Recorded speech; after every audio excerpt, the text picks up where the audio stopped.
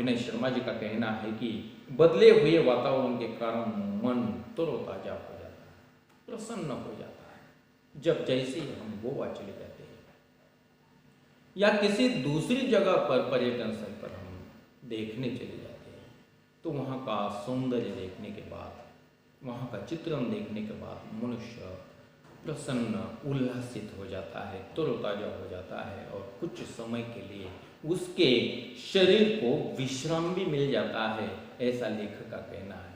कुछ देर बाद हमारी टैक्सी मडगांव से 5 किलोमीटर दूर दक्षिण में स्थित कस्बा बेनालियम के एक रिसोर्ट में आकर रुक गई। यह रिसोर्ट हमने पहले से बुक कर लिया था, इसलिए औपचारिक खाना पूर्ति कर हम आराम करने के इरादे से अपने अपने सूट में चले गए। इससे पहले कि हम कमरों से बाहर निकले, मैं आपको गोवा की कुछ खास बातें बताऊं। दरअसल गोवा राज्य 2 भागों में बटा हुआ है। बात ऐसे लेकर कहते हैं कि कुछ देर बाद हम टैक्सी से सफर किया और मडगांव से 5 किलोमीटर दूर दक्षिण में स्थित कस्बा बेनालियम के बीच के एक रिसोर्ट में आकर हम रुक गए। मडगांव से निकले और दक्षिण की ओर चले जा रहे और वहाँ कस्बा बेनालियम के एक रिसोर्ट में हम रुके। यह रिसोर्ट हमने पहले से बुक कर लिया और जब भी हम किसी यात्रा पर चले जाते हैं, किसी पर्यटन स्थलों पर चले जाते हैं, वही हमें कुछ दिन रुकना है, तो एक बात अवश्य याद रखना है कि हमें पहला ही उसका इंतजाम करना है। लेखक ने बिल्कुल वही किया, पहले ही उस रिसोर्ट को उन्होंने बुक कर लिया था। जैसी रिसोर्ट बुक किया है वह गोवा पहुंचे और पहुंचने के बाद जो रिसोर्ट उन्होंने बुक किया है उसके सामने आकर वह रुके हैं और कुछ इसलिए औपचारिक खाना पूर्ति कर हम आराम करने के इरादे से अपने अपने सूट में चले गए। पहले से ही तो हमने वो बुक कर लिया था, इसलिए अब बुक करने की जरूरत नहीं है। अगर हम ऐसे ही चले जाते हैं बिना बुक किए, किसी रिसोर्ट को बिना बुक किए अगर हम ऐसे चले जाते तो हमारे सामने कई समस्या उत्पन्न हो सकती है।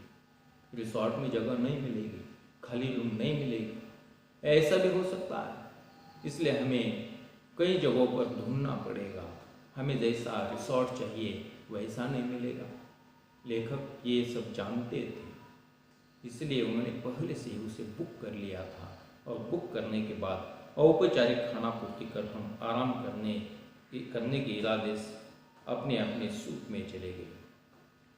औपचारिकता थी खाली, कुछ ऑर्डर लिख कर दिए, हमें ये खाना है वो खाना है, ऑर्डर बुक कर दिए और बुक करने के बाद हम अपने अपने रिसोर्ट में अपने अपने सूट में अपने अपने कमरे में चले गए हैं।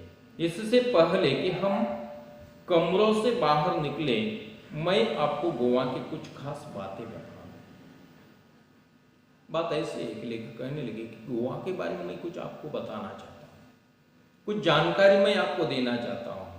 तो ऐसी बात है, दरअसल गोवा राज्य 2 भागों में बटा हुआ है। गोवा जो राज्य है छोटा सा राज्य है, लेकिन 2 भागों में बटा हुआ दिखाई देता है। दक्षिण गोवा जिला तथा उत्तर गोवा जिला, ये 2 भागों में बटा हुआ गोवा दिखाई देता है। दक्षिण गोवा जिला तथा उत्तर गोवा जिला, इसकी राजधानी पणजी मांडवी नदी के किनारे स्थित है। यह नदी काफी बड़ी है, इसके बारे में प्रश्न पूछा जाता है। मांडवी नदी के किनारे पणजी, ये गोवा की राजधानी है। गोवा की राजधानी पणजी मांडवी नदी के किनारे स्थित है।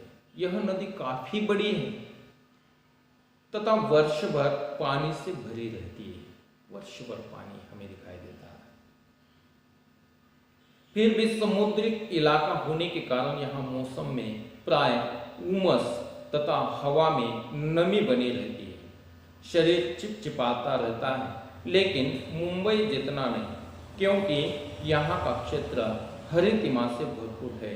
फिर भी धूप तो तीखी ही होती है। बात ऐसे लेखक कहते हैं कि समुद्री किनारा होने के कारण, समुद्री इलाका होने के कारण यहाँ का मौसम प्राय उमस तथा हवा में नमी बनी रहती है। उमस रहता है, उसी में गर्मी हमें दिखाई देती है, और हवा में कभी कभी गीलापन बनी हुई दिखाई देती है, जिसे दमट कहा जाता है, दमट वातावरण कहा जाता है। ऐसी नमी हमें वहाँ के वातावरण में दिखाई देती है, हवा में दिखाई देती है। शरीर चिपचिपाता रहता है। गोवा में जाने वाले लोगों को पता है कि वहाँ जाने के बाद लोगों का शरीर चिपचिपाता हुआ नजर आता है। लेकिन एक बात महत्वपूर्ण यहाँ लेकर बताता है कि मुंबई ऐसा नहीं है। मुंबई में जितना चिपचिपाता है उतना गोवा में चिपचिपाता नहीं। उसका कारण भी लेखक आगे बताते हैं, क्योंकि यहाँ का क्षेत्र हरितिमा से भरपूर है। फिर भी धूप तो तीखी होती रहती है। यहाँ क्या है, हरियाली ज्यादा है, वृक्ष ज्यादा हमें देखने को मिल जाते हैं। इन वृक्षों के कारण यहाँ मुंबई जितना शरीर चिपचिपाता नहीं। लेखक कहते हैं कि मुंबई जितना शरीर चिपचिपाता नहीं है यहाँ, लेकिन धूप तेज होती है, धूप तो तीखी ही होती है, लेखक का कहना है।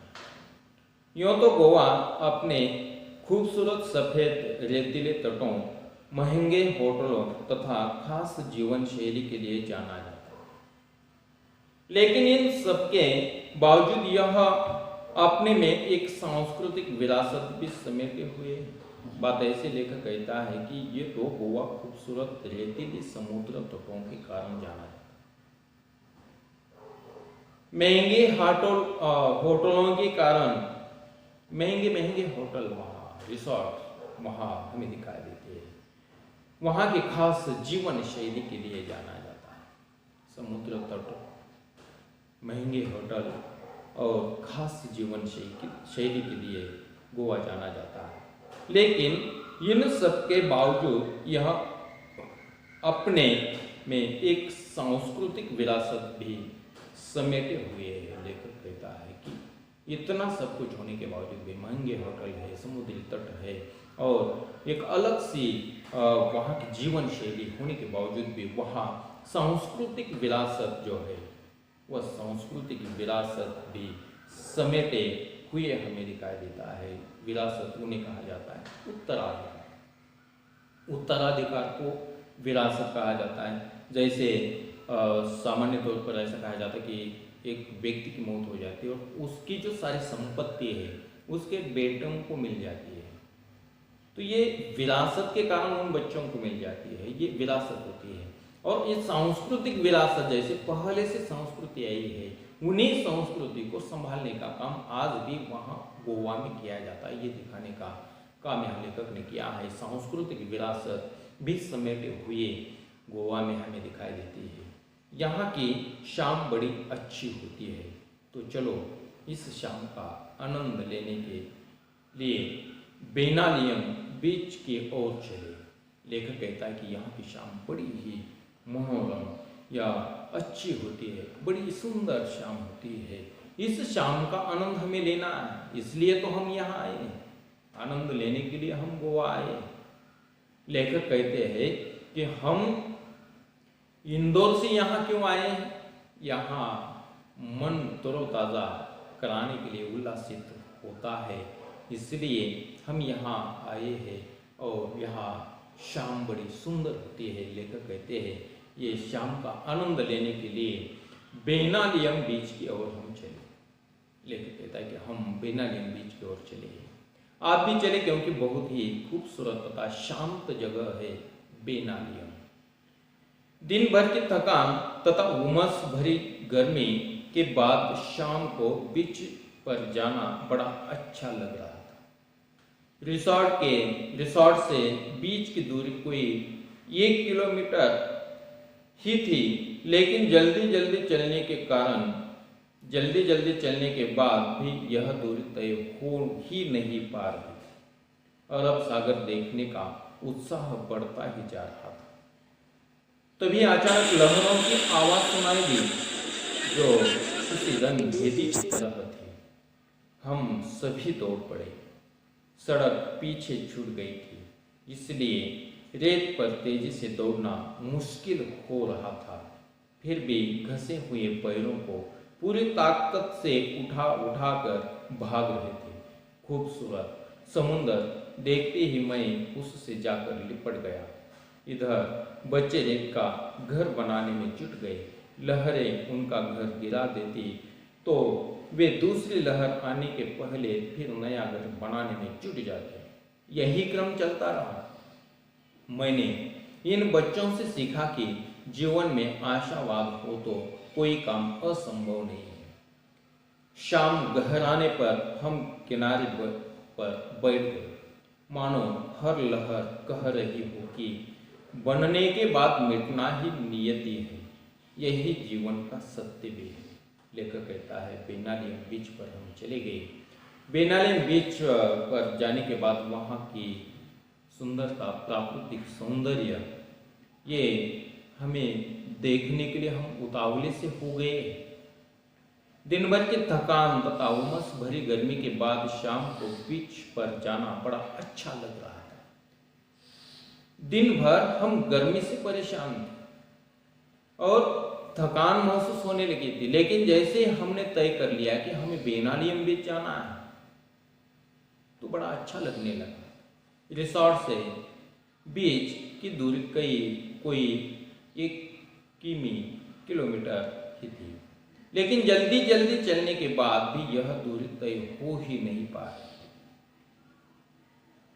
अरब सागर देखने का उत्साह बढ़ता ही जा रहा था। लेखक कहते हैं कि अरब सागर हमें देखना है और उसी सागर को देखने का मन में विचार लेकर हम तट की ओर चलते जा रहे थे। तभी अचानक लहरों जो किसी रणभेदी की तरह थी। हम सभी दौड़ पड़े। सड़क पीछे छूट गई थी, इसलिए रेत पर तेजी से दौड़ना मुश्किल हो रहा था। फिर भी घसे हुए पैरों को पूरी ताकत से उठा कर भाग रहे थे। लेखक कहते हैं कि जैसे हमने रिसोर्ट से निकले हैं, रिसोर्ट से निकलने के बाद हम बेनालियम बीच की ओर चले जा रहे हैं। कितने चले फिर भी वह दूरी कम नहीं होती। लेकिन मन में एक इच्छा थी कि हमें अरब सागर देखना है। अरब सागर देखना है, मन में इच्छा लेकर हम आगे बढ़ते गए। आगे बढ़ते बढ़ते एक क्षण ऐसा आया कि वहाँ कुछ लहरों की आवाज,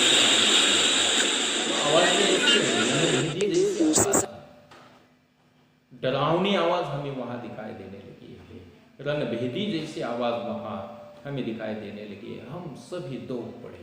लहर की आवाज सुनते ही हम सभी दौड़ पड़े। सड़क तो पीछे छूट गई है, अब वहां सड़क नहीं है, समुद्री तट वहां दिखाई देने लगा है। सड़क पीछे छूटने के कारण हम रेत पर तेजी से दौड़ना मुश्किल होने लगा था। हमें रेत पर दौड़ना है। रेत पर दौड़ना आसान नहीं होता। उस रेत में पैर अंदर चले जाते हैं, इसे ताकत से उठाकर आगे कदम बढ़ाना पड़ता है। फिर भी हम पूरी ताकत के साथ आगे उस समुद्र तट की और आगे बढ़ते रहे। पूरी ताकत से उठा कर हम पैरों को आगे बढ़ने लगे हैं। खूबसूरत समुंदर देखते ही मैं उससे जाकर लिपट गया। खूबसूरत समुंदर था, इतना सुंदर कि जिसे देखते ही लेखक कहते हैं कि मैं उसे लिपट गया। इधर बच्चे रेत का घर बनाने में जुट गए। छोटे छोटे बच्चे समुद्री तट पर उस रेत का मकान बनाने लगे। जैसे ही मकान बनाया जाता है, इतने में एक लहर आ जाती है, वो बनाया हुआ मकान टूट जाता है। जैसे लहर वापस चली जाती है और दूसरे आने तक बच्चे दूसरा मकान बनाते हैं, दूसरा घर बना देते हैं। फिर भी जैसे ही दूसरा घर बनाया जाता है उतने में लहर आ जाती है, लहरें आ जाती है और आते ही वह बनाया हुआ घर भी मिटा दिया जाता है। लेकिन फिर भी बच्चे आगे घर बनाना, आगे उनका क्रम चलता रहता है। मैंने इन बच्चों से सीखा कि जीवन में आशावाद का होना तो कोई काम असंभव नहीं। मन में आशा की भावना हो तो कोई भी काम असंभव नहीं हो सकता। सिर्फ इच्छा होनी चाहिए, आकांक्षा होनी चाहिए कि हमें ये बनाना है। जब ऐसी इच्छा हमारे मन में होती है तो हम किसी भी बात को संभव बना सकते हैं। ऐसा लेखक ने सुना। शाम गहराने पर हम किनारे पर बैठ गए, मानो हर लहर कह रही हो कि बनने के बाद मिटना ही नियति है। यही जीवन का सत्य भी है। जैसे कहा जाता है मनुष्य जीवन जिस तरीके से है, कोई भी चीज जो बनती है वो एक दिन एक समय उसका ऐसा आ जाता है कि वहां वह मिट जाती है। यहाँ लहरें लेखक को कहने लगी है। शायद लेखक ऐसा कहता कि मुझे लहरों से कुछ ऐसा बोध मिला है। लहरें कह रही हो कि बनने के बाद मिटना ही नियति है। पहले जब बनता है तो वह एक दिन उसका मिटना आवश्यक है। मनुष्य का जन्म होता है, उसी समय उसका अंत भी लिखा होता है। ये भी सही है। आज तक जो भी चीज यहाँ प्रकृति पर बनी हुई है वह एक दिन मिटने के लिए बनी है। यही नियति है, यही जीवन का सत्य लेखक कहते हैं। यही जीवन का सत्य भी है। तो ऐसी ये जीवन की सत्यता लेखक उन लहरों को देखकर यहाँ समझने लगे हैं कि मनुष्य जीवन भी बिल्कुल ऐसा है।